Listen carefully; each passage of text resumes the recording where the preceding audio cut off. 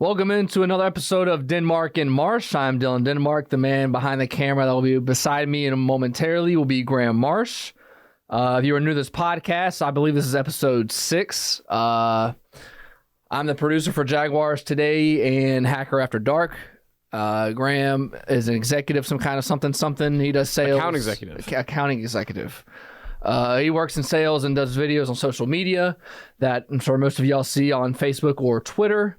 Even TikTok as well. And we encourage you to spread the word. We're also on Facebook and YouTube after the word. We're on Facebook right now. Yeah, Facebook Live, and we're on YouTube the day after. So the recording of this pod is February 26th on a Monday night. And wasn't much of the weekend. It was Gator basketball, a good NASCAR finish, and that was about it. There wasn't much of I know you were working pretty much. There wasn't much of anything outside of those two. I was in Gainesville most of the weekend running camera for the ASUN Indoor Track Championships. That's it. Is that in Celebration Point? Yeah. Okay, yeah, that's the only one in Gainesville. I heard that's a pretty good track because it's like brand new. Dude, it's like not even 2 months old. Yeah. Just opened. What you know about the ASUN track, bro? Not a lot. It was big time stuff. I know every conference had their indoor championship over the weekend. Yeah. So, I don't know what Florida did. So Kennesaw State is the real deal. They won the men's and women's side of the meet. Dang. But shout out JU women's sprinters.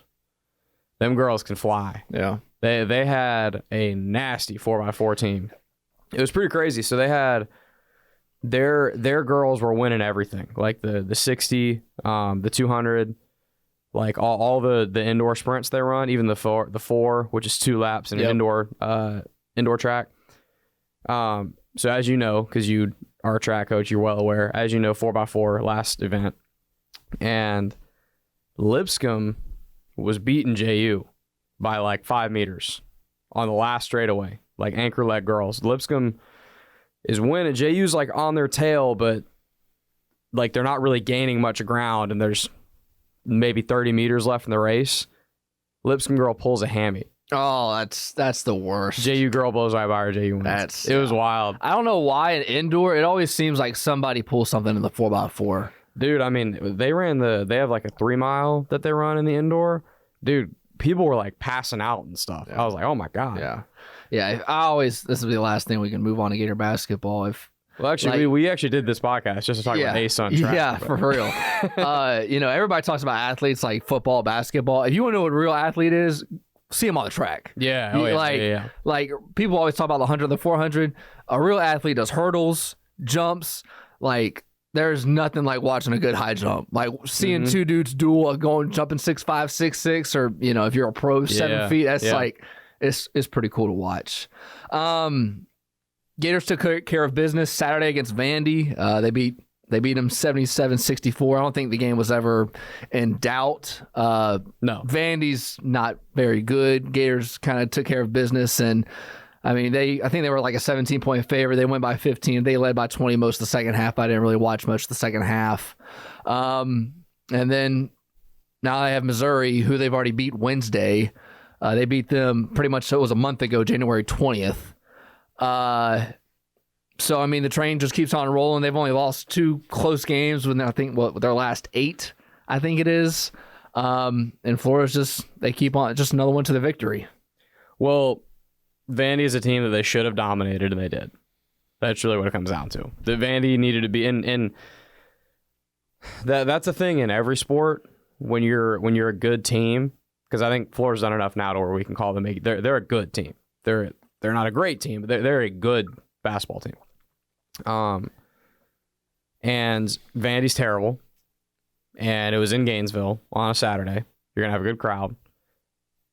Florida should have gone into that game and rolled, and they did, which is the test of a team that can make a run in March, because you need that consistency. You can't have games where you fall asleep. The only thing, because I was thinking about this, and when we were knowing we were going to talk about this, I was kind of thinking about, okay, I think most people agree now that Florida is good enough to make a tournament run. I don't know if they're going to make a Final Four, but they could they could make like the Sweet 16 and it wouldn't be like that insane at this point because they're probably going to be. Joe Lunardi on the broadcast said that right now Florida is about a 7 seed and they're knocking on the door of 6. And so a 6 or 7 seed making the Sweet 16, Elite 8 is not that crazy. So I was kind of thinking when I was watching the highlights of this game, I was like, okay, most people agree now that Florida can make a run, but if they don't make a run, if they do get beat in the round of 64, round of 32, whatever, why would that be? What would be some things that could hurt them? And I wrote a couple things down here. Probably the 2 things that are most concerning. Tyrese Samuel is one of their best players. He's an inside big. He's number 4, really athletic. Tyrese Samuel is really good. He's a great defender, can shoot, can finish, all those things. He takes some threes sometimes, and he's not a good three-point shooter. I don't know why he shoots. Even if they're wide open for a reason. He's an 18% three-point shooter. Ooh. I mean... That's not good. No. And it's not like he's taking 7 a game, but he's taken a few in some close games, and it's like, what are we doing here, man? Like for example, when they play Alabama, I think like a week and a half from now, he needs to not shoot a single 3 because against a team that good, every possession matters. We can't be wasting possessions with guys like Tyrese Samuel shooting 3s. The other problem with Tyrese Samuel is he's not a good free throw shooter. And with a guy that plays inside, teams have picked up on that, and he gets fouled a lot, and he struggles at the line. So I could see in a close game that being a little bit of an issue, and being a 6 or a 7 seed, they're going to play close games. So I can see that being a little bit of a problem because he plays big minutes, gets the ball a lot, and you've seen it in March 1,000 times, free throws come back to bite teams. The other thing is they don't do it a lot, but Florida has a couple possessions seemingly every game, and a lot of college teams do. This is not just Florida, but it's still frustrating as hell where they just fall asleep on defense. Like there's a couple times where like, are we switching on screens? Are we not? It gets miscommunicated, and a guy ends up with just a wide open layup or dunk. And it's basically the equivalent of like blowing a coverage in football, and it's like, you just can't have that. If you want to compete against really good teams, you can't give them easy buckets. You can't give them just go ahead simple baskets. That happened a couple times against Vanderbilt, and against a bad team it didn't really matter because Florida was up convincingly most of the game. But those are the 2 things I think could potentially be an issue for them down the stretch. Other than that, we said it last week on the pod, I love watching this team. Yeah, they're pretty fun to watch. I know everybody said that. Kind of going like the people that have watched Gator basketball have only watched the last 2 games. I'm definitely watching the last 4: Missouri, South Carolina, Bama, Vandy again, and it's home away. Yeah. So Florida Bama was probably the best SEC game of the season so far, and it definitely looks like all eyes are going to be on that game again come next Tuesday. Man. But they still got to play Missouri and South Carolina before that. That South Carolina game should be a hell of a game. Dude. Yeah, and it's in Columbia. South Carolina is good this year. For those of you that don't know, they're ranked number 18 currently. At South Carolina hates Florida in any sport. That crowd's going to come. It's a Saturday game too. That's going to be a hell of a game between South Carolina and Alabama. If I had to guess, I bet they'll split those games. I bet they'll probably win one, lose one. I tend to think that they're gonna beat Bama in Gainesville. I think that's going to be a great revenge game. They're going to be locked in. They're going to really want to win. I'm worried a little bit of the South Carolina game, even though South Carolina is really good, of it becoming a little bit of a look-ahead game, because I think Florida has their eyes on revenge against Bama. Yeah, and it's like you said, on the road. It's college basketball. It's always tough to win. The other thing that I wanted to mention, because I just mentioned kind of some of the negatives of things that I think could potentially hurt them in a tournament run. But let me tell you some of the things I wrote down that I love. Will Richard, Walter Clayton Jr., Zion Pullen, Thomas Houck, Riley Kugel. All of those guys are 30% or better from 3 this year. And 30% in college, really like once you get to like 35%, is pretty good. That's the equivalent of like 40-45% in the NBA. That's a lot of guys I just gave you, and guys that most of those guys are guys that play a lot. I know Kugel's had some weird stuff with him playing. That's a whole nother conversation, because sometimes he plays a lot, sometimes he doesn't. It's a weird thing going on. But especially Walter Clayton Jr., Zion Pullen, and Will Richard, those guys start and play a lot of minutes, I'm more than comfortable with any of them shooting threes whenever. When's the last time you could mention that many guys that you want to see shoot a lot in a Gator uniform? It's been a shoot while. Threes. Like, since the last time they were in the Elite Eight, which has been 7-8 years. Yeah, exactly. And even then, I don't know if they had this many shooters. And Walter Clayton Jr. and Zion Pullen, they're one of the best 1-2 combo guards in the country. I mean, those guys are really good, like really good. And Tyree Samuel and Micah Hand-Lockton in the front court, the way that they work with the guards and like the threat of those guys being able to pull up from deep and their ball handling ability, their pick and roll game, especially with Tyree Samuel because he's so athletic, you saw it a lot on Saturday. Like one of the first possessions of the game, they ran a little pick and roll. Tyree Samuel got kind of behind everybody, wide open lob, slam, like crowd goes crazy. Like stuff like that, like Florida's been doing really well as of late. They play smart. They're a smart team. Like they made some bad decisions early in the year, but I've gotten the sense that Todd Golden's done a really good job of kind of reorganizing them, and they make good decisions. There's very rare like boneheaded turnovers. Like there's obviously turnovers, but there's very rare like what the hell are you doing type of plays. I love this team, and at this point, I'm probably just setting myself up to get hurt because I am a Gator fan. But I mean, I'm almost expecting like a Sweet 16 at this point. With this team. It seems they're playing that well. They really are. If you make the Sweet 16, it's a good year. If you don't, it's like you kind of missed out on what you should have done. That's what it feels like to me as an outsider. Did you see the SEC championship odds for football that came out earlier today? You told me about it, so then I looked it up. But okay, just say it for those people that haven't. So Georgia's the favorite, 2-1. Texas is 2. Ole Miss is 3. I think that's probably the highest they've probably ever been, at least in a long time. Bama 4, Tennessee 5, LSU 6. Then you go all the way down to Florida. They're 100-1 odds, so that's pretty good odds if you are pretty confident in what Florida can do. They're 4th to last. And the only teams worse than them are Arkansas, Mississippi State, and Vandy. I mean, I really don't care to talk much Florida. Here's one thing, though. Georgia should be a favorite. I'm not a big believer in Texas. Like, I don't think that they, not to sound like an SEC homer, but I just don't think that they are ready for for SEC ball yet. Game in and game out. Even though they did go into Tuscaloosa last year and beat Alabama, I just think that it's a different brand of football when you play a week in and week out as opposed to what they've been used to the last couple of years and playing a big game here and there. It's the grind of a season, which SEC teams have always had to go through. Big Ten teams, you could say, because the Big Ten is typically the other conference we talk about. It was the classic like UCF thing when they were playing, is they'd beat a good team in like the bowl game, and they'd be like, well, we can compete with these teams. And it's like, well, that's not the same as playing at good teams week in, week out, every single week. And Texas themselves and Oklahoma just made the SEC even harder week to week. So I hear what you're saying. That said, I probably still think they're the second best team heading into the season, though, right? They should be. Who would you? I get what you're saying. We gotta wait and see them play a full SEC schedule and see how that pans out. At the same time, though, that has to mean somebody's better than them. That you like someone better. And I agree with you. Georgia should be favorite. Who are the other teams right behind them again? I think Ole Miss and Bama. Ole Miss and Bama. Okay. I probably like Texas better than both of those teams, I think. Yeah, I'm a big believer. No Saban, Kalen DeBoer. Yeah, I think DeBoer will do a good job. I do too, but how good of a job is going to be the question. Neutral field, a Kalen DeBoer Bama team with all the transfers they just had versus Texas. Who wins that game? Texas probably wins that game. I think Texas wins by like field goal. Yeah.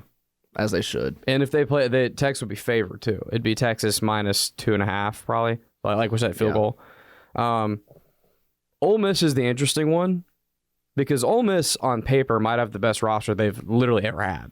Like they're really good, in my opinion. They got tons of transfer portal guys. They were good last year. You know they're going to score points.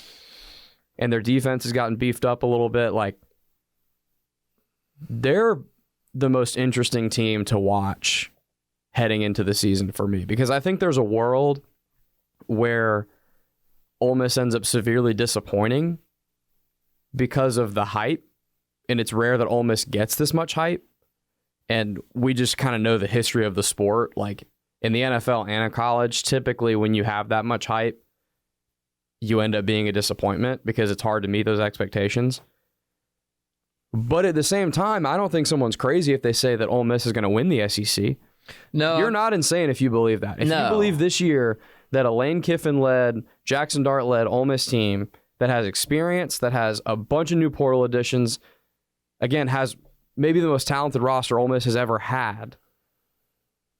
I mean, they could beat Georgia. Like, it's not like impossible. They could beat Texas. It's not impossible. They start easy, and in the middle of the schedule is when it starts to get tough. They go. This is how their games go. They go at LSU, then you got to bye Oklahoma, at Arkansas, Georgia, Florida.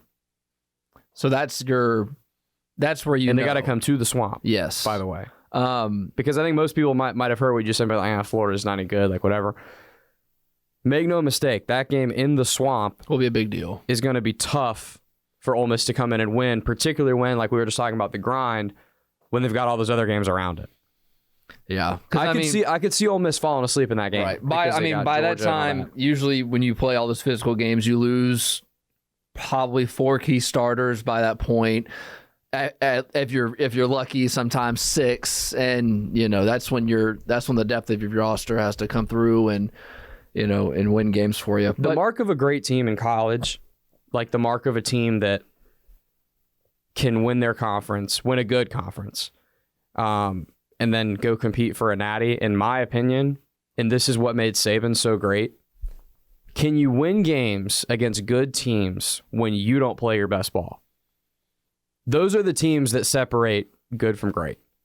Because, I mean, even Florida, as much as they've struggled in the last couple of years, they've had games where they've been on and won. I mean, look at we went to the Florida-Tennessee game last year. Florida just happened to play really well that night. In the Swamp, crowd was going crazy. Tennessee didn't have a great game, so Florida won. Throughout most of the season, Tennessee was a better team than Florida. Without question. But that game, it was just Florida was just on that night and Tennessee wasn't. So, and Tennessee was not a great team. They were a good team. So when they didn't play well, they lost. If Georgia was on that field and played as poorly as Tennessee did, Georgia would still win the game because they're just that much better than Florida. You know what I'm saying? Yes. So, in my opinion, that's the mark of a team that can go win an SEC and win a title.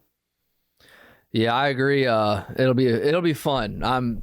I wish this season would start now. We've had so much of college football talk. Oh, yeah, March Madness, bro. So much college football talk is about the playoff, and this is wrong, and that's wrong, and the future. What's the future? So there's going to be so many good games every week. I'm so glad that we have 2 mega conferences, and we don't have, Ole Miss plays Furman, but we don't have those Ole Miss Furman games for the first 3 weeks of the season. That is where I think college football lacks so far behind. That you don't have big games in that window before the NFL really starts. And that's one of the biggest benefits of expanding the playoff is it seems like those games are going more and more by the wayside, and more teams week 1, week 2, week 3 are playing real opponents. So the season kicks off and we're playing important games right away. Yeah, straight from the jump. So that's kind of how I wanted to do the college portion. You wanted to talk about the NFL and how the Jags wanted to dive into the cap and who they should keep and cut, because we really haven't even dug much into it. I mean, we pretty much figure that Josh Allen's going to get a franchise tag, which, by the way, should happen here in the next couple of days. Yeah. The deadline's, I think, next Tuesday. And then, the Ridley stuff we'll know eventually. But I mean, other than those two, those are the 2 main guys. They're still pretty good, pretty big situations, and the Jags got to figure out what they're going to do in the next couple of weeks. Well, you and I, like most people that have podcasts that cover the Jags or here at the radio station at 1010, the main 2 topics of conversation, for obvious reasons, have been Josh Allen and Calvin Ridley. And those are the biggest 2 question marks. What are they going to do with those guys? How is Josh Allen going to get a big deal? Is Calvin Ridley going to get another big deal on a different team and not be in Jacksonville next year? What's going to be the trade? What is the trade with the Falcons going to end up being? Is it going to be a second? Is it going to be a third? Like all this different stuff. So we've talked, whenever we have talked Jags in this podcast so far, that's really what we've covered. So I thought that it was a good time to go ahead and dive into some of the other contracts because those are the two biggest ones, but the Jags have a lot of other questions to answer this offseason. It's not like last year where they kind of just kept everything status quo and most people were fine with that because they had such a good year. Yeah, well, that was that, and they spent all their money the year before. Right, and they signed most of those guys to 2-year deals. So there wasn't much to answer last season in terms of contracts, but there's a ton to answer to this year. So what I did before this podcast is excluding Josh Allen and Calvin Ridley because we've talked so much about them. I went through some other names that, in my opinion, are of consequence, contractually and on the field. And this list consists of free agents, who we'll start with, so guys whose contracts are over. So either let them walk or sign them to a new deal, right? And then other guys that are in contract years that are still under contract. So when you cut them, you have to factor in dead money and all that kind of stuff. And if the cutting outweighs the money saved and all that. So let's start with free agents. And we're going to call this segment Cut or Keep. All right. It's pretty simple. I think everybody listening can figure out what we're doing here. I'm going to give you a name. All right. And you and I are going to each give our opinion on should the Jags cut that guy or keep that guy. Okay. Or in terms of a free agent, just let him walk, not re-sign him. Okay. So we're going to start with free agents. Okay. So again, these guys are not contractually obligated to the Jaguars anymore. Jags either have to re-sign them to bring them back or just let him hit the market and go elsewhere. Jamal Agnew. I'm fine with letting him walk.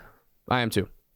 I really like Jamal a lot. He's made a ton of plays as he's been here, and he has proven time and time again that he's a better receiver than he was given credit for when he came here.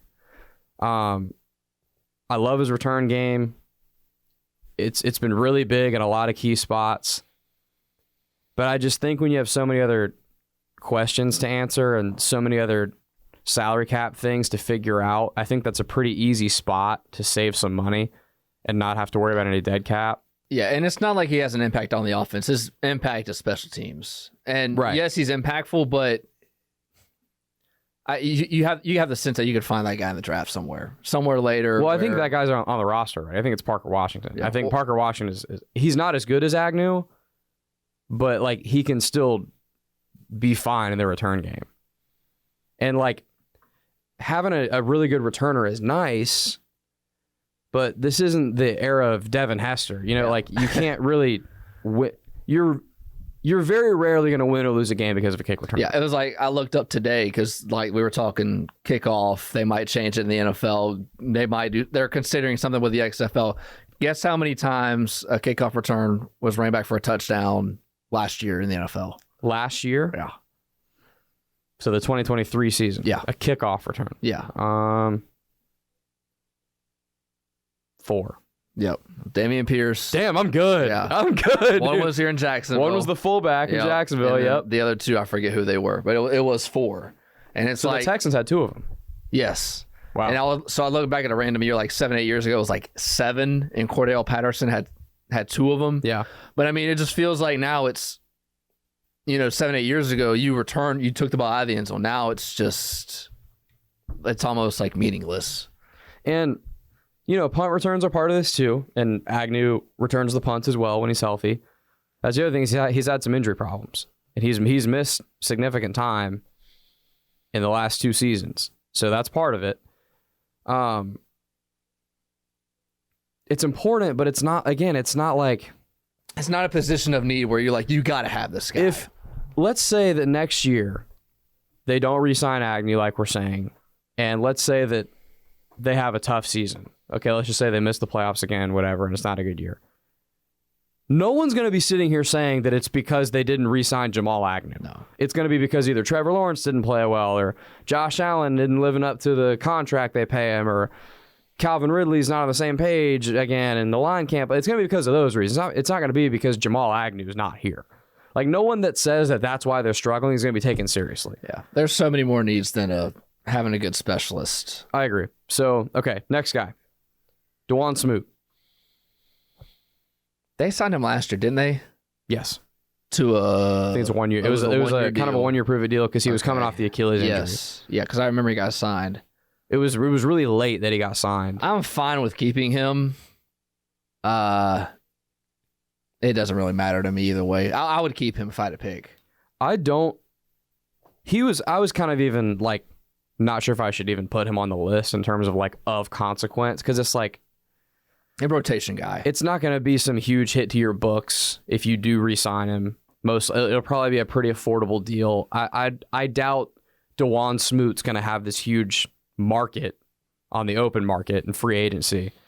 I agree with you. I think he's a good locker room guy for whatever that's worth. Like, he's a guy that's been loyal to Jacksonville. He stayed here a long time. 2 years ago, before he got hurt, he was like their best pass rusher. Yeah. So he's played a lot of good ball. I don't know how much good ball is left in him. He's not that old, but the Achilles injury is really tough. And he didn't seem like he didn't make many impactful plays last year. No, when he came back. That's what I'm saying. Like, I think the Achilles injury, I don't know if he'll ever be the player he was a few years ago when he was really good. Like, one of the more underrated players I thought in the NFL. But I tend to think that an Achilles injury is a lot more important to a defensive lineman than it would be an offensive lineman. Because an offensive lineman, you don't need to be quite as explosive. A defensive lineman, that get off is ridiculously important. Yeah. You need your legs for that, man. So I don't know if he'll ever be the same guy, unfortunately. Even though I like DeJuan Smoot a lot. I agree that I'm kind of on the fence. I'd probably lean keep him if you can have an affordable deal, but if they cut him, I'm not going to lose sleep over it. Yeah. Next guy, Kayvon Chaisson. Do I got to answer? Nope. All right, next. I put him in just because I knew how obvious it would be, and I just wanted to say it. Yeah. Kayvon Chaisson better not be on this roster. That's Balky. He better not be on this roster. The development. He's still developing. Right. This one's kind of interesting. Trey Herndon. I say yes. Yes to keep him. Yeah.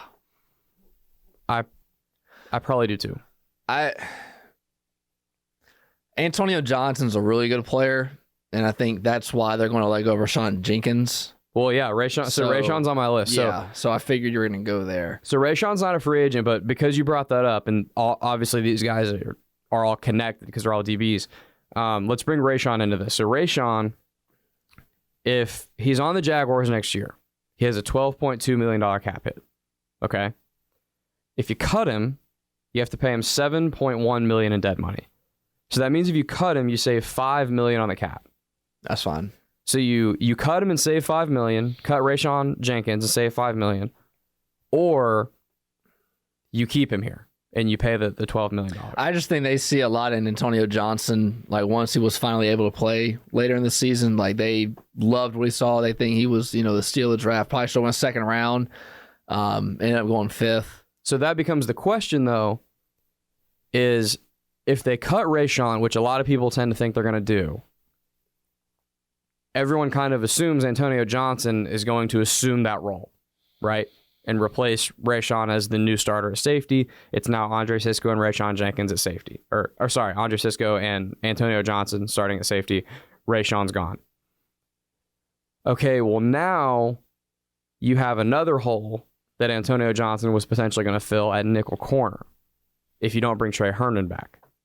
But you say keep Trey Herndon around, let Trey Herndon play nickel, let Antonio Johnson play safety. I had to hesitate for a second because there's a lot of good corners in this draft.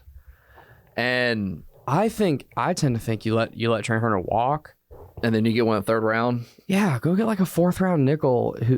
That's fine. Those guys can play. Yeah, because I don't see them go. I don't think they reach for one in the first round. I don't either. I don't think they do. No, I don't either. Your second round. And if they draft a corner in the first round, he better not play nickel. By the way, no. That's your outside guy. So then what would you do? You'd move Tyson Campbell or Darius Williams inside. You tried to play Darius Williams inside 2 years ago, and he really struggled at it. Yeah. And he was way better once he moved outside, and he's been really good. Tyson Campbell is supposed to be your CB1. So I don't think you'd move him inside. I agree with you. I would I would wait till like round 3, round 4, get you a high value guy that you really like on your board, and plug and play that guy at nickel. Cut Rayshon, save $5 million on the cap, and put Antonio Johnson at. Say that's what I would do. Okay. So that means you're letting Trey Herndon and Rayshon Jenkins walk. All right. So let's look at the offensive line. You got Ezra Cleveland and Cam Robinson. I think and Brandon Scherf. And Brandon Sheriff. Or Sheriff. Yeah, what I think they should do and what I think the Jags are going to do is a little different. I think they're going to keep Ezra Cleveland. I would. I would cut Cam. Cam is too much of a liability. Cam, with the suspension he had last year, he gets hurt too much. And I would move Anton to left, and then I would either, if they're confident, put Walker Little at right, or they draft a right tackle. So for me, between Ezra Cleveland, Brandon Sheriff, and Cam Robinson, this is not what I think they're going to do, but this is what I would do. I would let all 3 of them walk. Personally. All 3. So, okay, so who's your guard then? I am, because I would get rid of Luke Fortner too, by the way, which they're also not going to do. No, that's not going to happen. These are things that we would like to see, not what we believe is going to actually happen. But we know for a fact Luke Fortner is going to be here next year, so let's not play that hypothetical game because he's not going anywhere. So these other 3, okay? Ezra Cleveland first. He's a free agent. I was not super impressed with him. I think he contributed to part of the problem of how horrific the running game was back half of the season. Doug even said when they traded for him that he's a guard that's built like a tackle. So what does that tell you? That he's not very big for a guard. He's not going to be a road grading, body moving guard, which is not really what Doug wants. That's not really his system. I get that. But the way they ran the ball in the back half of the year is unacceptable. Again, I wouldn't bring back any of the interior 3, but we know they're going to bring back Fortner. Cleveland and Sheriff are more of the question marks here.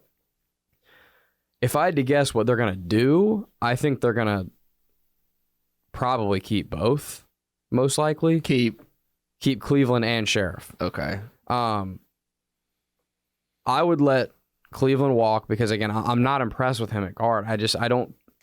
I don't really think he's that good. I think they would have run the ball better if he was better. And then I would go just get somebody else in free agency.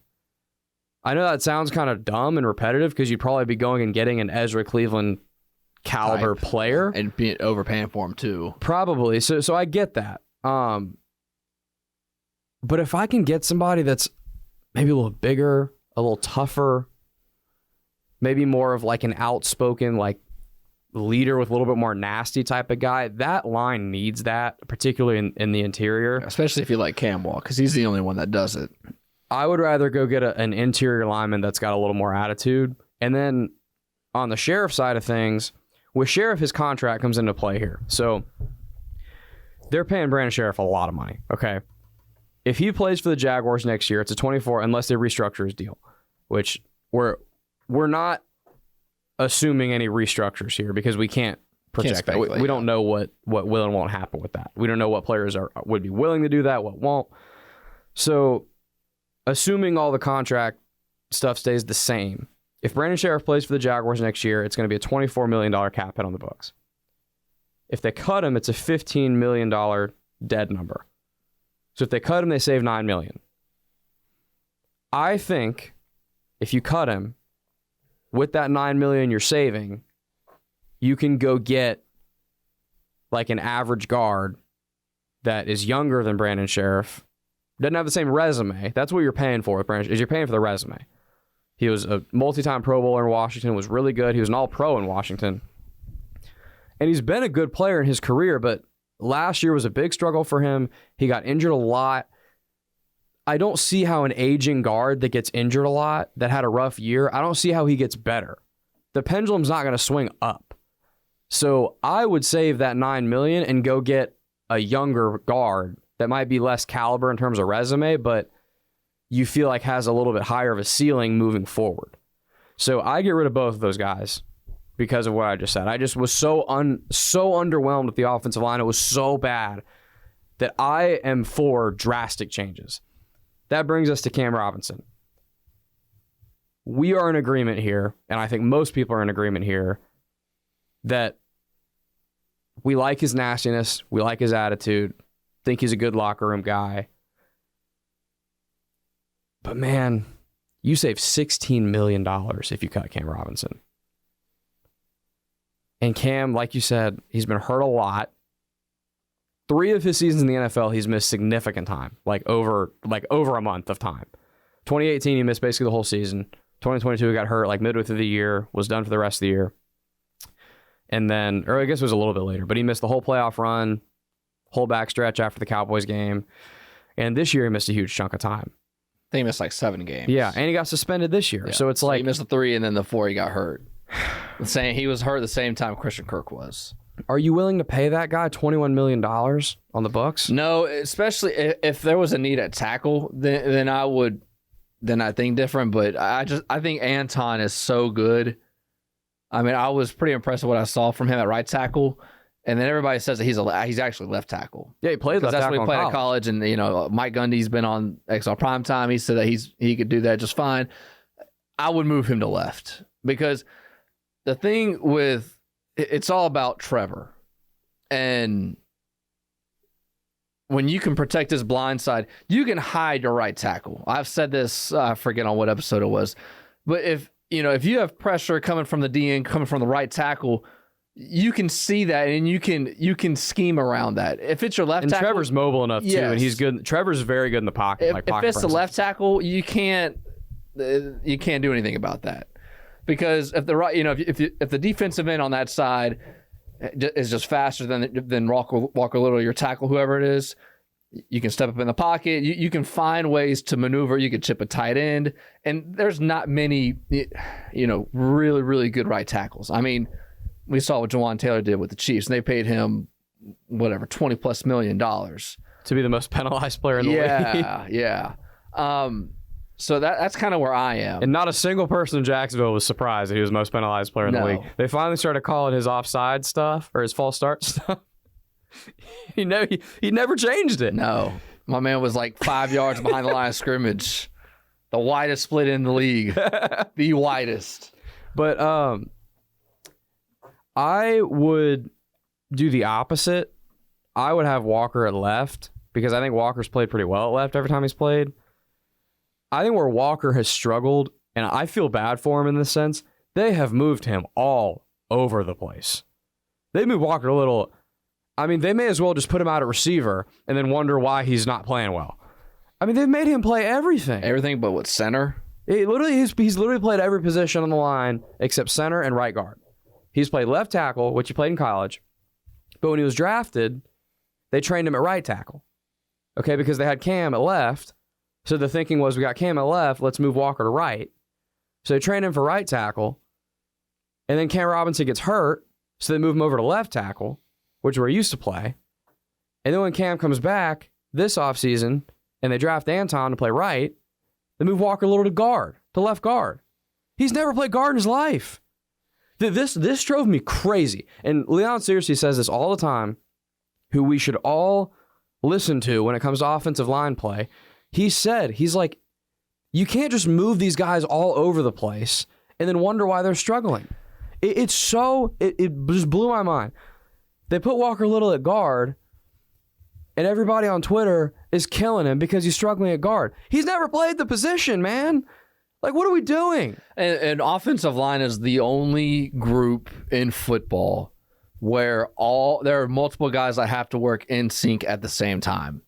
Yes. That is the only group. And I don't know, like, if you look at any good team that has reached Super Bowls in the last couple of years, like, I remember when the Falcons made the Super Bowl run, their 5 offensive linemen started 16 or 15 of the 16 games. And like there was another team in that run too where like all of their offensive linemen started all those games.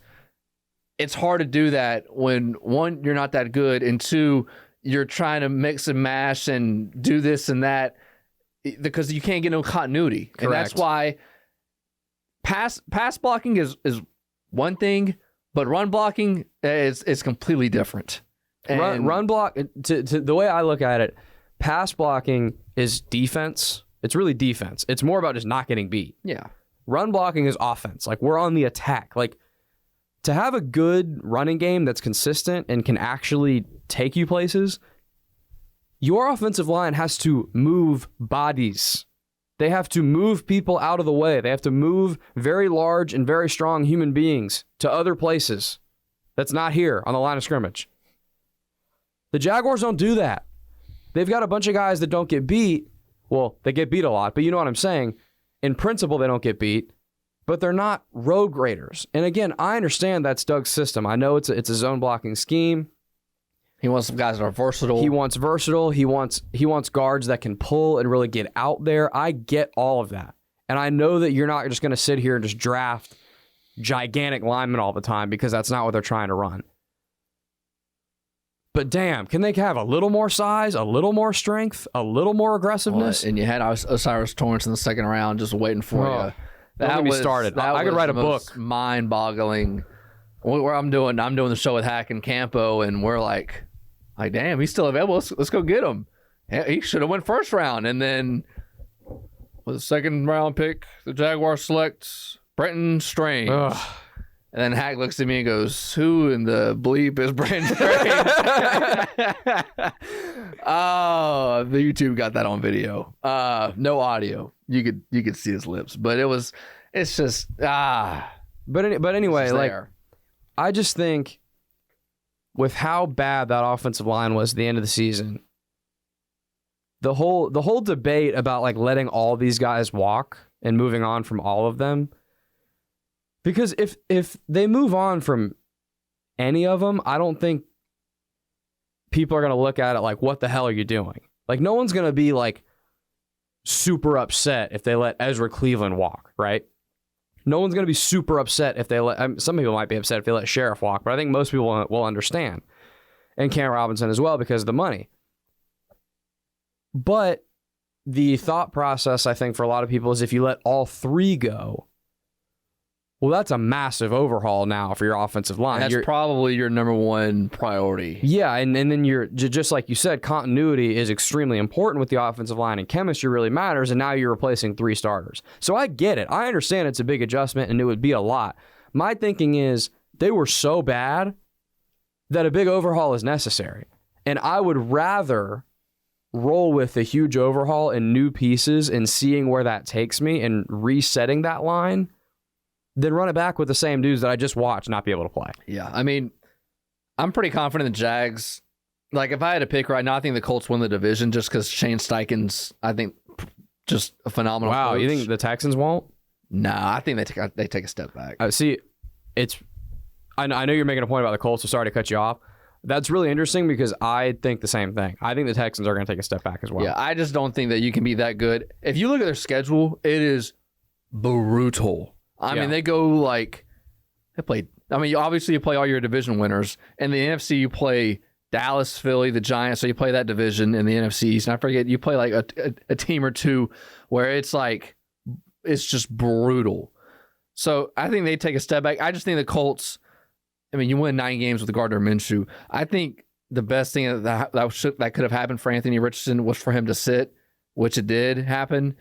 And Shane Steichen, I think, is going to know how to manage him running the football and everything and manage a game, knowing how to do that. I mean, Anthony Richardson in the 2 full games that he played was like off the charts pretty much. I don't know if he'll be that all year, but I just think Shane Steichen's just going to do a good enough job. And I think if I had to guess, Jacksonville gets a wild card. But you know this. You watch Anthony Richardson at Florida. You know what he is. He's a guy that can look like Cam Newton for a game, and he's a guy that can also not be able to complete a hitch. Yeah. Like, you've seen this. The question I have for Anthony Richardson and Shane Steichen, because you're right, it's going to come down to how he manages Anthony Richardson. My question is, can he be a good enough QB without running the ball all the time? because he's going to get hurt again if he runs this way. He's had an injury history.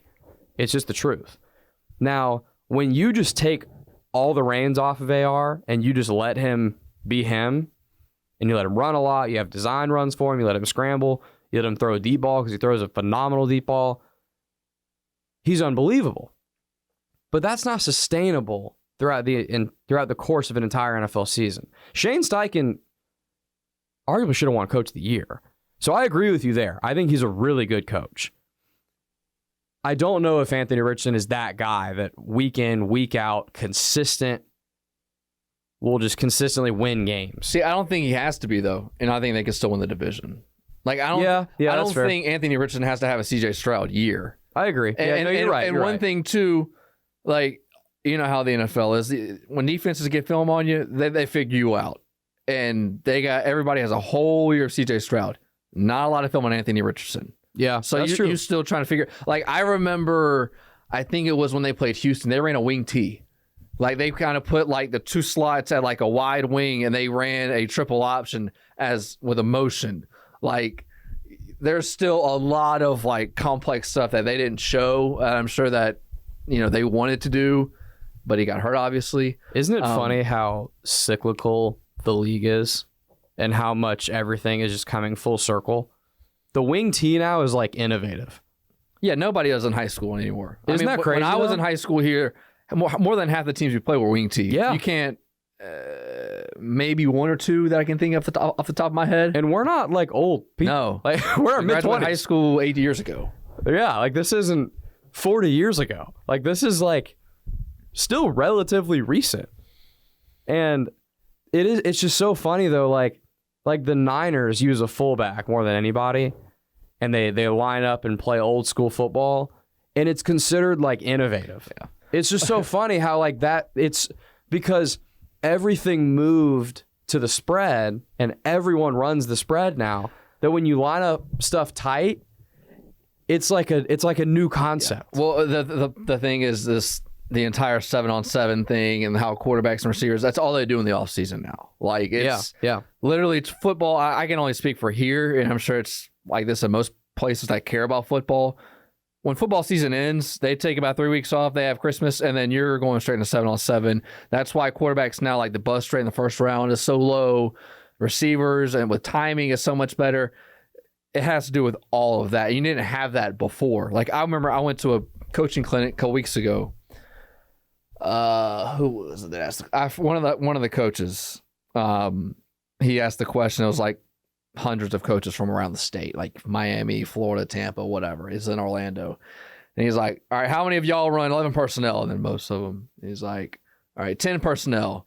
And he goes, "All right, who runs 22 personnel? 2 backs and 2 tight ends?" And I raised my hand because that's what we do. Yeah. And I was like one of like 3. He goes, "Appreciate y'all dinosaurs." You know what I mean? Like, you don't see it. Like 2 years ago, we went 22 personnel and like nobody else ran it. Because I mean, you can win high school football with 3 yards in a cloud of dust and get a 3rd and 3 and just run it right down. But when the PFF nerds that discovered football like 6 years ago are watching ball and they watch the Niners, they're like, what the hell?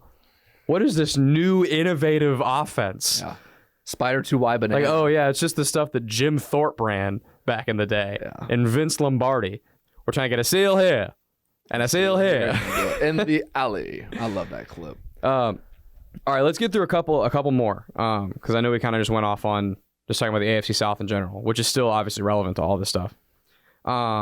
Okay, so we just went through all the offensive linemen, and we went through Rayshon. Those are some of my contract guys. Foye Oluokun. I think I know what your answer is going to be. Pass. Well, walk. Really? Wait, Foye. I'm thinking. Sorry. Keep Oluokun. I'm thinking fully fought. You're thinking of okay. Yeah. I was going to say. Yeah. Foye Oluokun. He's got to find a way to stay here. $21.7 million cap hit if he plays under his current contract next year. $14 million in dead cap. So you would save 6.7 on the cap if you cut him. You got to keep him. I mean, I agree. Like, the salary cap went up, whatever it was, $30 million Friday. I don't like all these numbers that you're throwing at me. I don't think they change much. And I don't even know what kind of impact it does to Some this of them team. do. Like Cam Robinson, $16 million is a lot of money to save. And $5 million is nothing. That was before on the the new salary cap, too.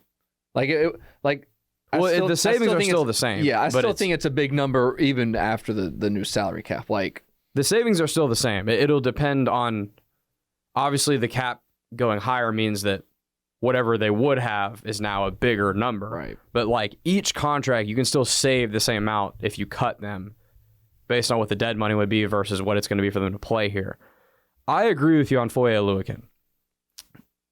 6.7 is a decent amount to save, but I think what he brings to the defense and his production, his availability, his ability to lead the young guys, because everybody else in the linebacker room is a baby besides him. Like, Devin Lloyd's still a very young player. Chad Muma is still a very young player that hasn't gotten a lot of on-field experience. Devin Lloyd has, but Chad Muma has not gotten a lot of on-field experience. Ventrell Miller will be playing his first NFL football this coming season because he was hurt all last year.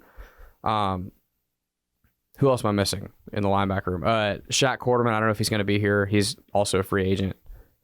you got Ventrell Miller. But there's not going to be those middle linebacker guys. There's not going to be any other, or just linebackers in general, because they're probably going to go back to a 4-3 this season with Ryan Nielsen. Foye is still the only guy that has like legitimate like long-term NFL experience. And he's just really good. Yeah. I mean, how many times did we see Devin Lloyd not line up in the right spot or, not know what he's doing? Your Mike linebacker is the one that's lining everybody up in the front seven. Yeah. And he's available. He always plays. He's been in Jacksonville for 2 years now. He's never missed a game. Yeah, I was going to ask you that. I didn't think he did. No, like and he's led the league in tackles both years. Yeah. And then he led the league in tackles last year in Atlanta. Yeah, his last year in Atlanta. Do you think, like, he got snubbed at the Pro Bowl? Yeah, I do. But it's expected because if you ask anybody... This is my thing with him. How many impactful plays do you think he had? Like, it doesn't seem like he doesn't have plays to me that stick out where I was like, man, he had a good game here. Well, he arguably won the Saints game because he had that pick six. Yes. So, I mean, I'm just speaking from tackling. So like his tackling, because everybody talks about his tackles, how many tackles he has in the game. It's like you don't see. Okay, obviously I know this guy's the best, but Fred Warner, like him meeting the dude in the hole downhill. Like I could be completely wrong, but I don't see that. I don't disagree, but at the same time, like, how many? We'd have to go back and like look through this, but how many times would a play have broken wide open if he didn't make the tackle where he did? You know what I mean?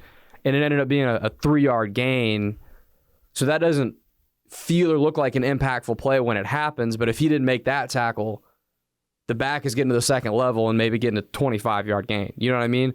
So he doesn't make a lot of flashy plays. He's not a flashy player. But that's not what they need him to be. They need him to be a leader. They need him to be the heart and soul of that defense that gets everybody lined up, the organization of it, that keeps guys from being in the wrong position, that leads the young guys, particularly in the linebacker room. And then he's just reliable. He just makes plays. Like, when there's a tackle to be made in open space for him, he makes it.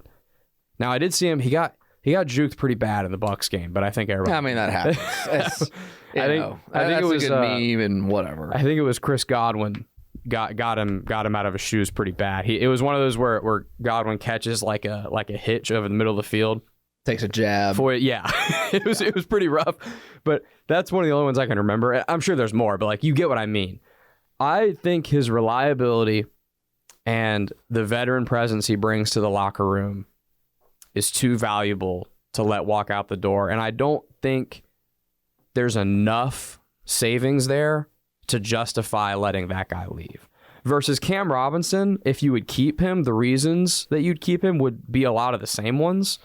It's the leadership, the locker room, the attitude that he brings. That said, that's like a $10 million difference in savings. You're only saving like 6.7 with Foye. You're saving 16 with Cam. you can use that $16 million in a lot of ways, man. But the 6.7, is it worth sacrificing the leadership and the heart and soul that Foye brings? I don't believe so. Well, and I would be disappointed if they let him go, personally. Like, if they had to spend money on a free agent, at what position do you think they do it? Spend like real money? Yeah. Like really, they like go out and get like a high price guy? Yeah. 'Cause I have the position, but this is what that's a good question. I actually haven't thought about that. I think it's interior D line. Interior D line? Yeah, I agree. I haven't thought about it, but you saying that, I agree. Hayes said it the other day, on our show. Hayes Carline. He's a firm believer that they're going to go and get somebody in interior D line, and pretty much that's going to be it in free agency. Like a guy that can rush the passer. Yeah. It needs to either be one of two things. It needs to be an interior D lineman that really can rush the passer from the inside, because they don't have that right now.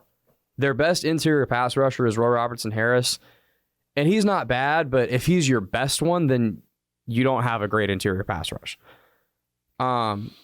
Or you need just a big old nose tackle that just eats blocks and commands a double team like every play and can just really open up lanes for other guys. You need one of those two things, and they don't have that at all. Roy Robertson-Harris is kind of supposed to be your pass rush on the interior, and Devon Hamilton is kind of supposed to be your double team guy. I don't think either of those players really do that. I think both of those players are kind of just good depth pieces. Yeah. But their expectation for the team and how they're needed is greater than their ability, in my opinion. So I would agree with you that if there's a position to spend big money on, that's the one. Which brings me to our last guy on this list, who you said pass, and I'm going to already agree, Foley Fatukasi. Actually, sorry. I messed up. I'm going to disagree because of the numbers. I agree with you. I think Foley Fatukasi has an argument for being the most overpaid player in the NFL. He's produced nothing in Jacksonville. What's his cap? So, if he plays for the Jaguars next season under his current contract, he's going to be $12.8 million in the cap. Dang, that's a lot of money. Here's the issue. Here's why, in my opinion, it doesn't make sense to cut him. He has a $9.2 million dead cap number. Okay? So if you cut him, you're only saving 3.6. Yeah, so it's not worth it then. I don't think Foley Fatukasi is a great player, and I think he's severely disappointed in his time here. And I know he's had some injuries, but he's still severely disappointed. When he's on the field, he doesn't really produce much, at least that I've seen. But you'd pay him $12.8 to play, or you'd pay him $9.2 to get lost. That's not that big of a difference. No. The savings aren't really there to justify letting him walk and not giving him one more chance to see if he can produce the way you expected him to when he first got here. He needs to be healthy. That's the biggest concern, in my opinion. I think the main reason he's disappointing is because he's battled injuries both seasons that he's been in Jacksonville, and it's one of those things where it's not just about being available to play. It's also about being close enough. Nobody's 100% by like 2 or 3 weeks into the NFL season, but are you close enough to 100% that you can still make plays? I've gotten the sense that even when he's out there, he's just not right physically to really go produce. Because it just doesn't make any sense that he'd be like one of the most sought-after free agents in the entire league coming from the Jets 2 years ago. And now it's like, dude, I forget he's even on the team. Even when he plays, he'll play a whole game and I'll forget he exists. And that's one of the biggest problems with the defensive lineman. Your name needs to be popping up every now and again. Even on the interior, you got to be making some plays. Yeah. Yeah, you can never have enough good defensive linemen. Never. I mean, it's the one position out of any in football where you rotate literally like every 3-4 plays. Like I remember, and you need a couple of them to be like game changers. Yeah, I remember in the off season we did this a couple weeks ago, or once the season ended. Who will lead the Jags in sacks outside of Trayvon Walker and Josh Allen? And we put a poll question on Jags today. The winner of the poll was Yasir Abdullah. The dude saw like 40 snaps on defense, and we thought that he was going to be something. Yasir Abdullah, bro. Like, it goes to show you, man, you can't. You never know. You never know. That's why you got the combine. That's why you got to have these interviews, and that's why you got to talk with the college coaches, and you got to know what you're getting, because it's massive. All right, let's wrap this up. We've almost done an hour. High school NIL. What's your worth if you were in high school right now? $7? My worth is I probably owe some people some money just to be on the team. Because I don't think my NIL value would pay for the football package to get the uniform and the travel costs. I didn't even know there's 30 states that allow high schoolers to have NIL, and Florida's not one yet. I know. The FHSA discussed today. I was just messing around with it. I mean, the way high school, for the people that don't know, like, it's basically like a tiny version of college football. Guys are transferring. Guys are trying to find their starting spot. You know, Coach Lee is, all right, I'm leaving type of thing. And like, now you throw money.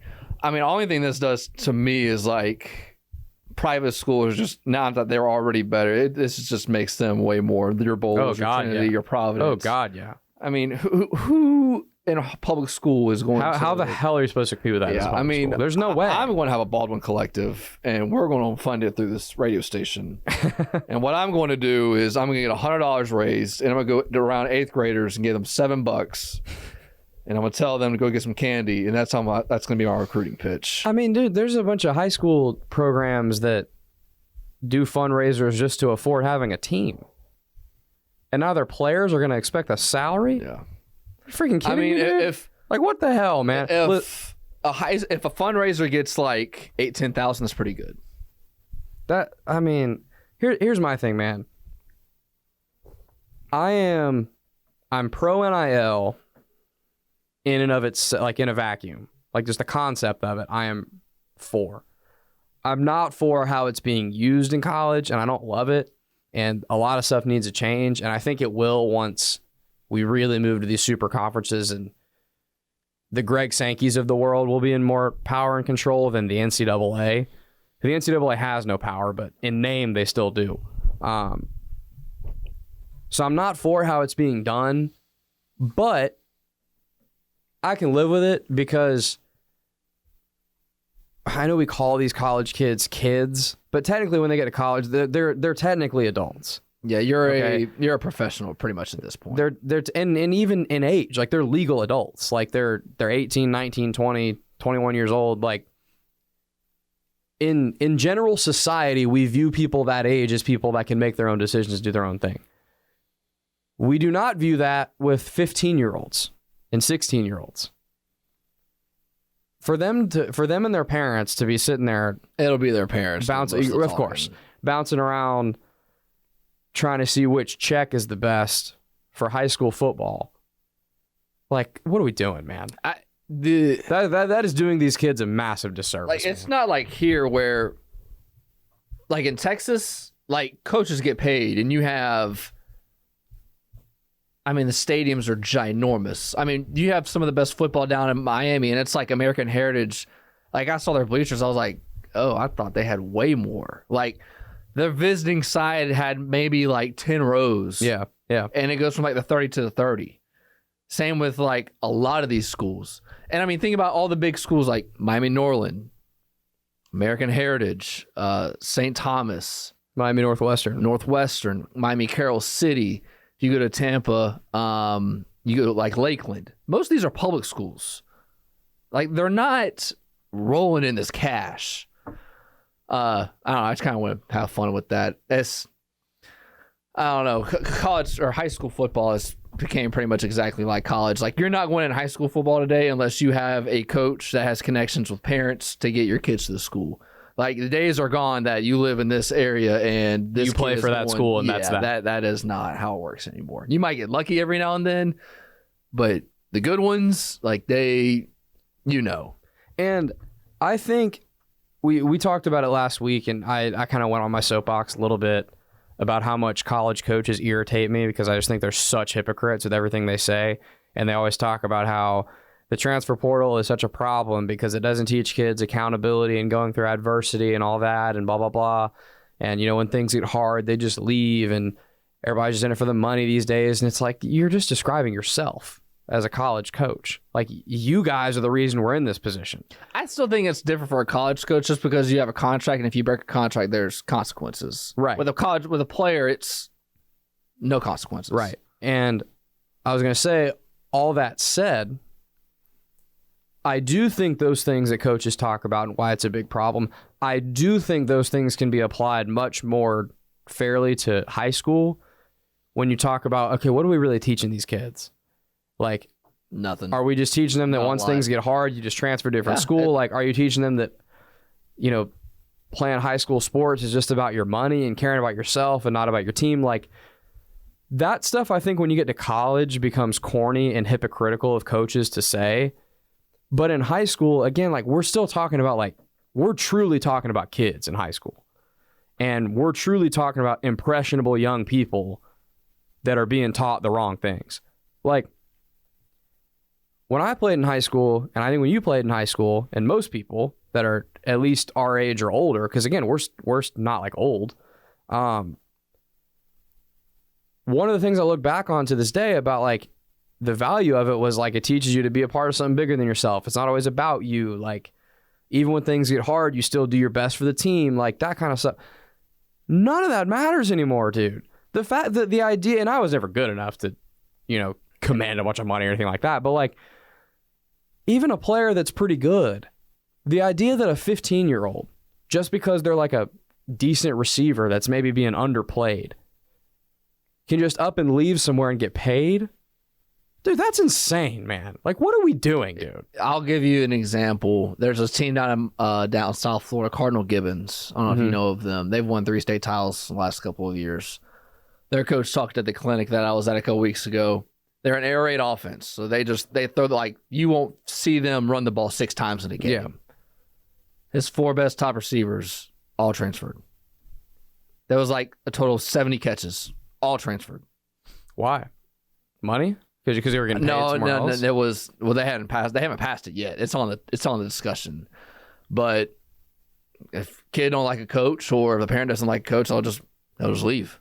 By the way, speaking of, and this is kind of the other problem here, show me a kid in high school that just loves every coach and just loves everything about their program. And, you know, if they're undefeated, winning every game, obviously that's different. But, like, show me a high school kid that doesn't get fed up with stuff, being part of a football program. You and I play football, and we play other sports too. Football's hard, man. Yeah, football practice is hard. Dude, it's hard. Like basketball's fun, hitting a bag cage is fun. Football practice is not fun. It's hard, and, like, it's the extra commitment to it. It's usually longer than other sports, the practices. There's a lot more going on. You have to hit, and, like, hitting's fun on Fridays. Hitting ain't fun on Tuesday, in my opinion, because I never liked a lot of contact, but, like, I was talking about baseball. No, I know. I'm saying in general. I'm just saying, like, the mental hurdle of, like, I have to be physical at practice today.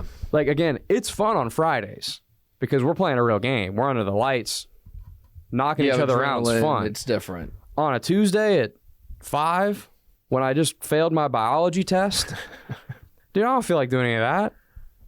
So, like, and the fact that these high school kids can just have some hard practices and they'd be like, "Nah, I'm out of here," and their parents are gonna be like, "Yeah, you should be."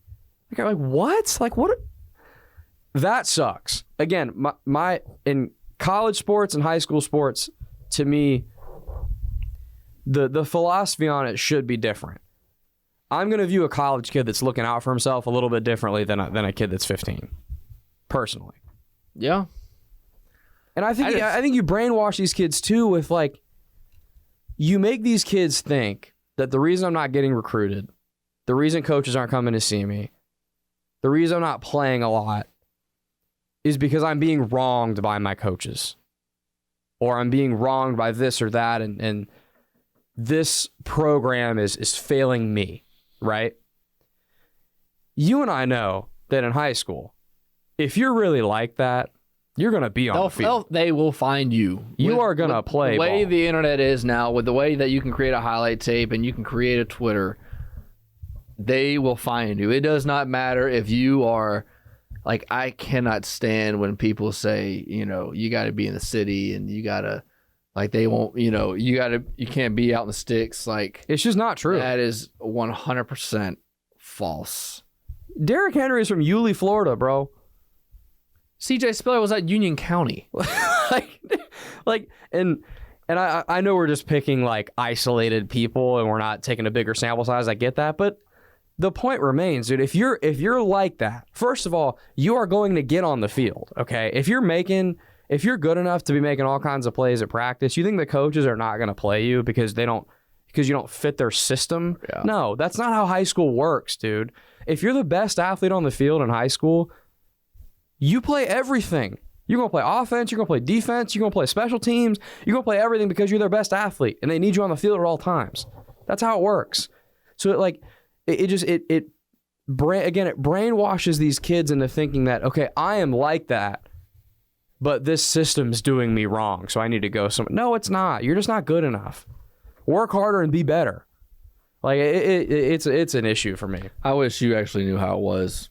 I mean, everything you're saying is true, but I live it. Yeah. No, you experience it in real time, like I don't. 'Cause I'm not coaching like that. It's yeah. I couldn't coach high school, dude. You're doing the Lord's work with that, but I could never do it. I mean, dude, I thought I was annoying at 14, 15, 16 years old. You're telling me I got to go hang out with them every day? Hell no. Yeah. I think you do. I don't love those kids enough for that. I just can't wait for the day that a player gets $2,000. He's already making more than a coach, and then the arguments that's going to start. They go to team dinner. The player's like, I got this. Yeah, let me get the bill Card on the table. Yeah, let me get the wings. Oh, geez, fun times. All right, I'm done. You done? Yes, sir. All right, We've already gone over an hour. Yeah, that's it. All right, this is Denmark and Marsh. You can get us on Twitter at 1010XL, Denmark and at 1010XL. Graham, catch us, I guess, later in the week. We'll probably do one Thursday, Friday, something another. Yeah, we'll do it Thursday, Friday, something. Yeah. All right. Till then, peace.